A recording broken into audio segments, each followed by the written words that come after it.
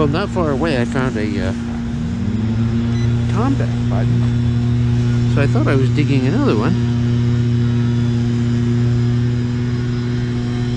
But it's not. It's a tiny, tiny little ring.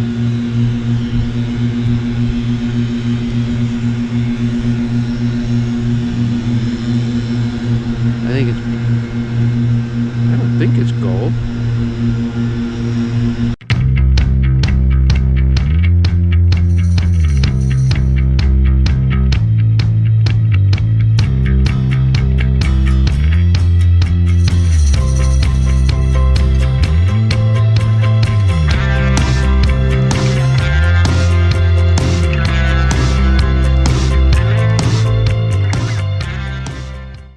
Well, a couple of months ago, I came across this gold ring detecting in a yard. And you know, gold doesn't come up in yards very often. In fact, this is only the 4th piece of gold I've found this year. So there's always the temptation to just keep it. After all, why not? Why shouldn't I keep it? I think you should leave the ring behind. But then, you know, it's always fun to return things when we can. So to figure out who owned it, if we can, to figure out who owned it and give it back to them. Now, the 3 other pieces of gold I found this year, 2, there was no way to figure out who they were. There was no markings on them.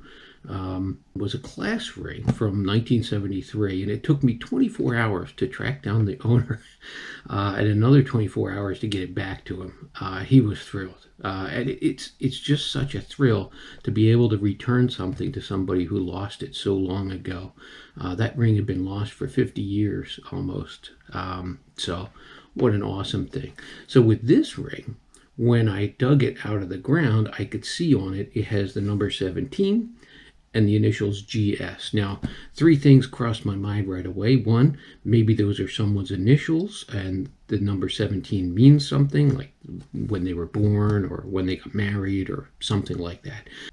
The next thought I had was maybe the GS stands for something like Girl Scouts, and 17 had some meaning to it. And the last thought was GS, S could be school, and 17 could be the year that they graduated. So right away, when I cleaned it up, I could see there's initials engraved inside that are not GS, so it's not someone's initials on the outside. It was one of the other 2. A quick search of Girl Scout rings, I found nothing that even closely resembled this. So I was pretty sure it wasn't a Girl Scout ring. And so the last option was that it was a school ring. Now I have a Google phone, and the Google phone has a great feature on it. I believe you can get it as an app, or it's available on Android phones as well. But it's Lens, Google Lens, and you take a good close-up picture of something, nice and clear, nothing in the background, and you hit that Lens button, and it does an image search. Google does an image search on the internet looking for that image, and if it finds something that's exact, it'll pull it right up. It'll pull up a website or whatever that goes along with it. If it can't find exact, it starts giving you examples, you know, something similar. Well, it didn't work for this, unfortunately. It started returning pictures of other gold rings with different emblems and designs and things like that that looked similar, but I couldn't find any that were even close to it. So Google Lens, in this case, didn't help out.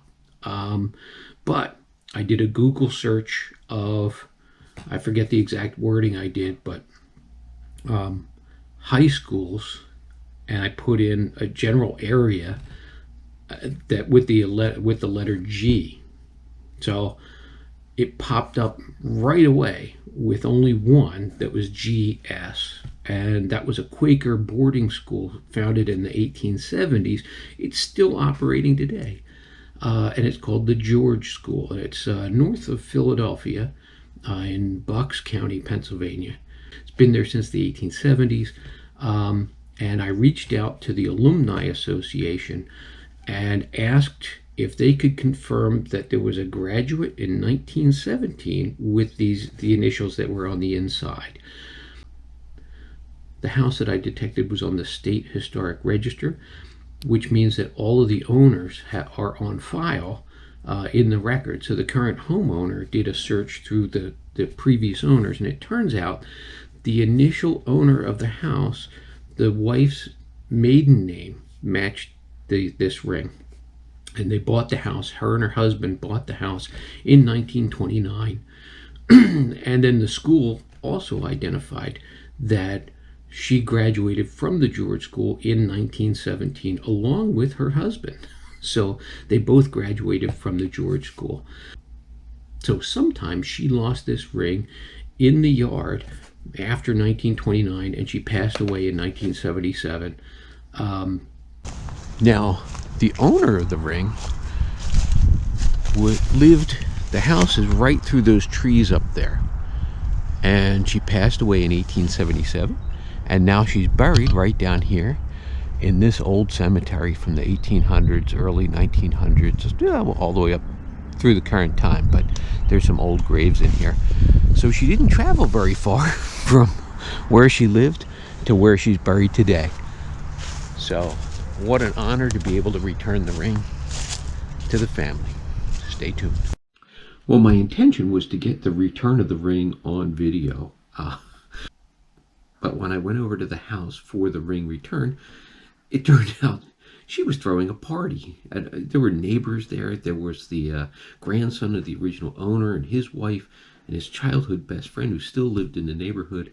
So there were all kinds of people and everything. So the video didn't work. I did get a picture of myself, the grandson, and the homeowner all together during the ring return.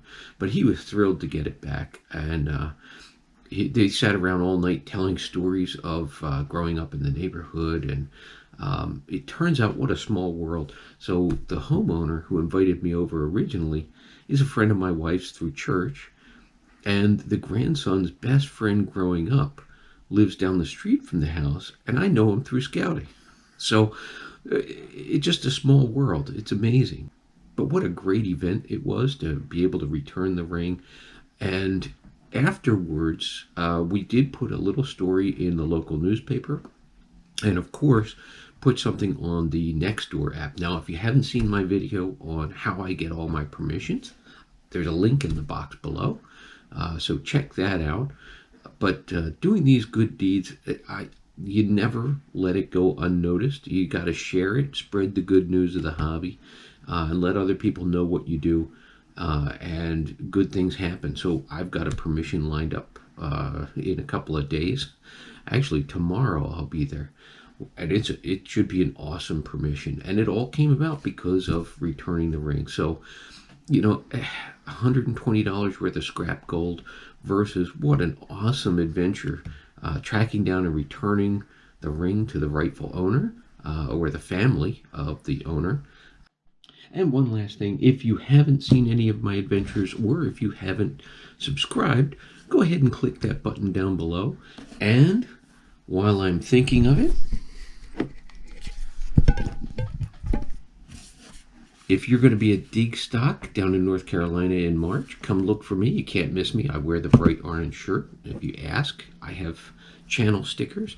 I'll give them out to anybody who asks for one. Just look for me in my bright orange shirt, and I'll see you at Dig Stock. On to the next.